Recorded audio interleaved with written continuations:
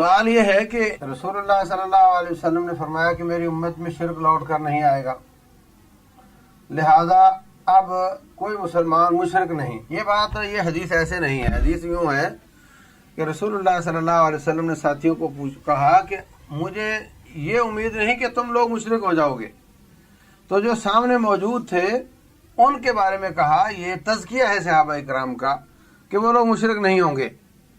मुझे इस बात का डर नहीं कि तुम मुशरिक हो जाओगे, मुझे इस बात का डर है कि तुम दुनिया में पड़ जाओगे और दुनिया में मुनाफसत करोगे, एक दूसरे का मुकाबला करोगे जैसे पहली कौमें करती रहीं, और तुम भी ऐसे हलाक हो जाओ जैसे वो हलाक हो गई। मुझे इस बात का डर है। तो ये कतई नहीं फरमाया आपने कि मेरी उम्मत जो है वो बरी हो गई है अब शिरक से, इसमें शिरक नहीं आ सकता। बल्कि बारहा कुरान हकीम ने जितनी आयात नाज़िल की हैं वो किन के लिए हैं अगर ये उम्मत में शिरक नहीं आ सकता तो।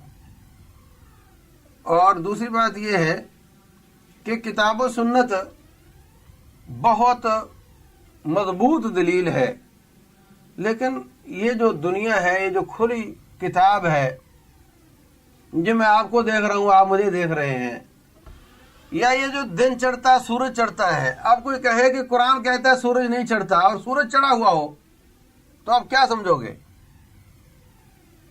जो दुनिया की हकीकत है ये भी तो एक दलील है ना।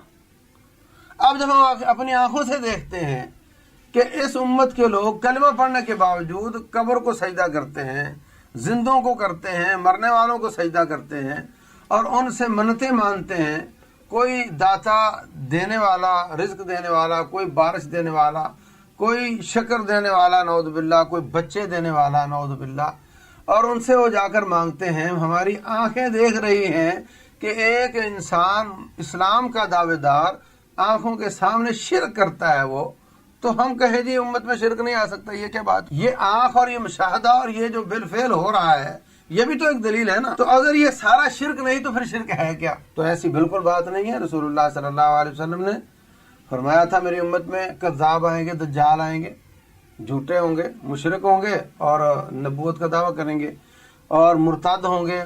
मुर्ताद की सजा बयान की है, तो शिरक करेगा, कुफर करेगा तो मुर्ताद हो जाएगा। उम्मत में शिरक क्यों नहीं आ सकता? कहा उस वक्त तक क़यामत नहीं आएगी जब तक मेरी उम्मत के कुछ लोग मुशरिकों के साथ ना मिल जाएं और दौस कबीले की औरतें वहाँ एक बुत था वहाँ रक्स ना करने लग जाएं। तो ये मुतअद्दिद अहादीस है।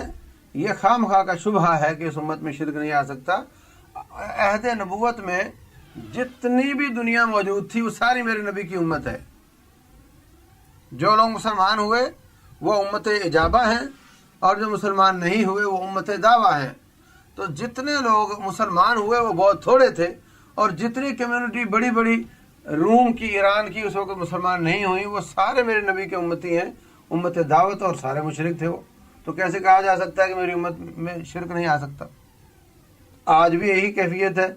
मुसलमानों की अक्सरियत भी शिरक में मुब्तला है और काफिर भी शिरक में मुब्तला है। तो ये खामखा का शुबहा है कि इस उम्मत में शिरक नहीं आ सकता। आ सकता भी है, आया हुआ भी है। कुरान हकीम में अल्लाह फरमाते हैं वमा युमिनु अक्सरुहुम बिल्लाह इल्ला वहुम मुशरिकून। अक्सरियत अल्लाह पर ईमान लाने के साथ साथ शिरक करती है। तो कुरान की आयत है। फिर कहोगे कि उम्मत में शिरक नहीं आ सकता, और आपने फरमाया भी नहीं है। आपने तो मुखातब लोगों को कहा कि तुम्हारे बारे में मुझे नहीं कि तुम मुशरिक हो जाओगे, मुझे तुम्हारे बारे में ये डर है कि तुम दुनियादार हो जाओगे। तो इसलिए ये खामखा का शुबहा है। शिरक से बचना चाहिए, और शिरक इस उम्मत में बहुत ज़्यादा है, और तमाम मसाइल और बुराइयों और परेशानियों और हर किस्म की जो टेंशन है इस वक्त उसकी बुनियादी शिरक है। अगर हम शिरक छोड़कर अल्लाह का हक अदा करें तौहीद का, रब्बुल जलाल हमारे तमाम मसाइल हल कर दे। सऊदिया के इलाका में शिरक बेशुमार था। सहाबा इकराम की कब्रों को पूजा जाता था। उन्होंने आकर के जब हुकूमत कायम की है तो यही काम किया है कि शिरक को ख़त्म किया है। तो अल्लाह ताला ने उनको इतना माल दिया है कि उनकी ज़मीन से सोना, पेट्रोलियम निकल रहा है। कोई उनके पास इंडस्ट्री नहीं थी, कोई टेक्नोलॉजी नहीं थी। वो बद्दू लोग थे और फ़कीर थे। यहाँ आकर के इस इलाके में भी वो लोग आते मस्जिद मदारस बनाने के लिए, यहाँ से चंदा जाता था।